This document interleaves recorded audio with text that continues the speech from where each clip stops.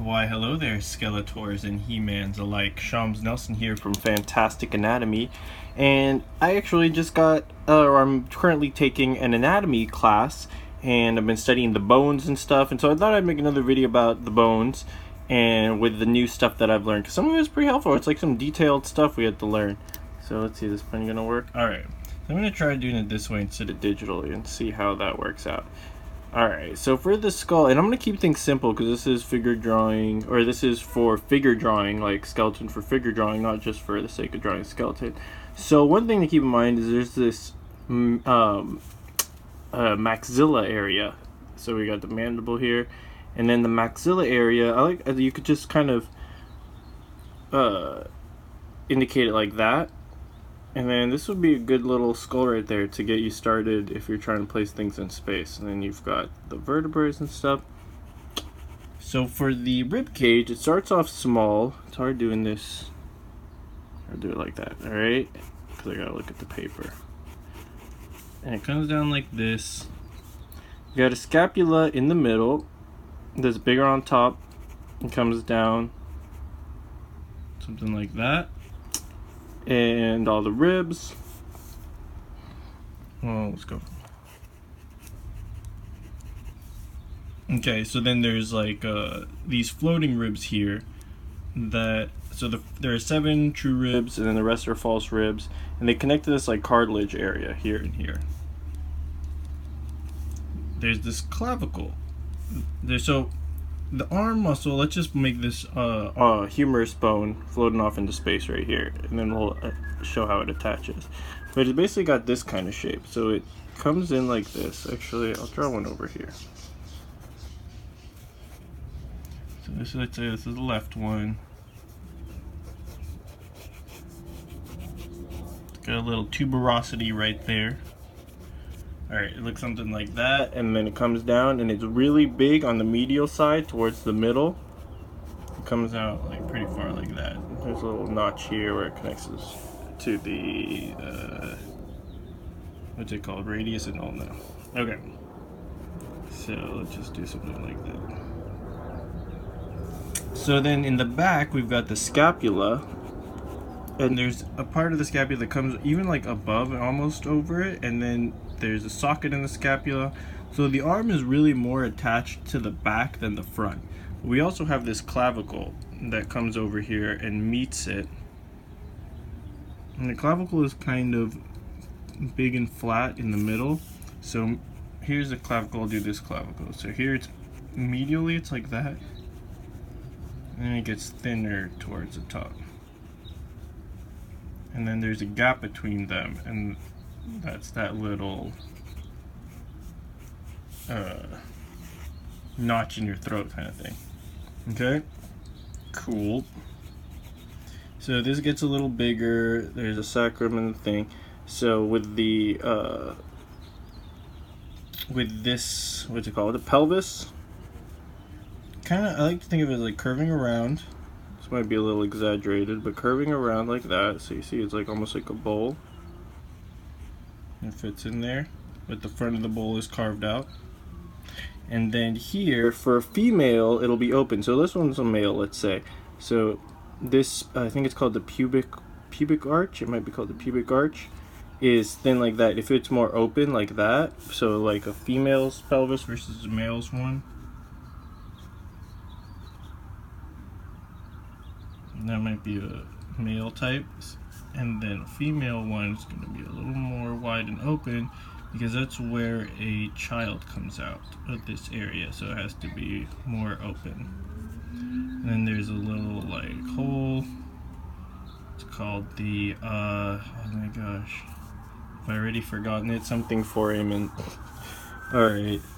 And then you got the iliac crests. I mean, the ilium is this, so there's a crest and everything like that. They always talk about the iliac crest because you can kind of see that landmark from above. Okay, I mean from when there's skin and stuff over it. So then we've got, so we're going to do this in anatomical position. So kind of like this. Okay, so in that case, the ulna is on the pinky side. And the ulna is the bigger of the two bones, but it starts off smaller and it notches in there. Oops, I should be looking at the paper, not the phone, while I'm recording this. Oh no, it starts off bigger, sorry, and it gets smaller. Oops.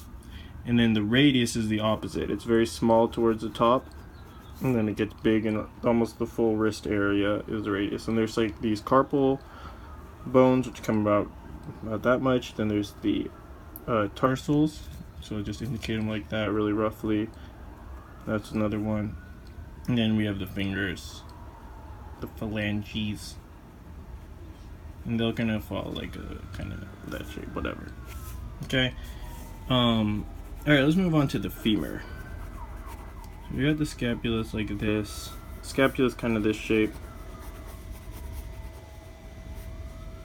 I don't know if I need to do from the back. I don't think I have. Oops, I drew it up there. I didn't even point at it. All right, this is.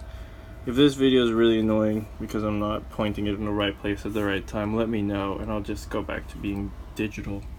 I thought this would be a little more fun and easy. Alright, so let's do the femur bone. It's got these trochanters. I'm thinking of what I might do is, alright, that actually wasn't very good. We'll leave it. I'll just go on this side. So the femur bone's gonna look something like this.